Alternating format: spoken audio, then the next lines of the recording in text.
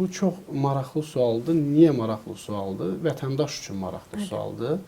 Çünki bugünkü gün bəlkə də hardasa cəmiyyətin böyük əksəriyyəti bizim kreditlərin hansı məcradan gəldiyi, dövlət vəsaiti olduğu, dövlət qayğısı olduğu, uyğun şərtləri, uzun müddəti və bunların böyük əksəriyyətindən xəbərdardır. Amma hər bir halda bu kredit anlayışı Azərbaycan Respublikasında bizim cəmiyyətin belə deyək, bir balaca bu kredit anlayışına qorxusu var. Yəni ki, bu da hardan qaynaqlanır? Təbiidir ki, yüksək faizli bank kreditləri.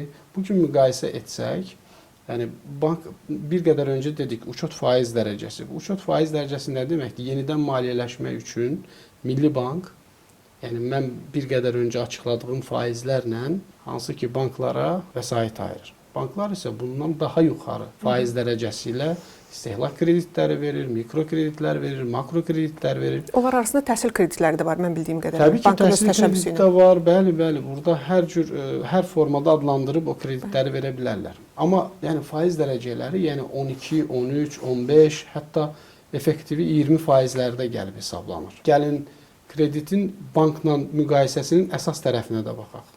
Bank krediti sizə təqdim olunduğu günü artıq faizlərin hesablanması nə olur? Start verilir, düzdür? Başlayır faizlər kalkulyasiya olmağa. Müddət vermir, belə deyək. Bəli, növbəti ay həmin günü hesablanmış faizlərlə birlikdə geri ödəyirsiniz. Amma bizdə belə deyil.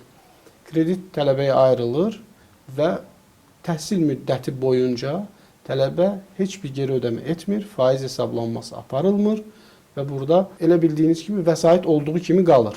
Tələbənin bütün fikri təhsildə olur. Tamamilə doğrudur, təhsillə maraqlanır. Hətta bitirdikdən sonra ona 2 il güzəşt müddəti veririk.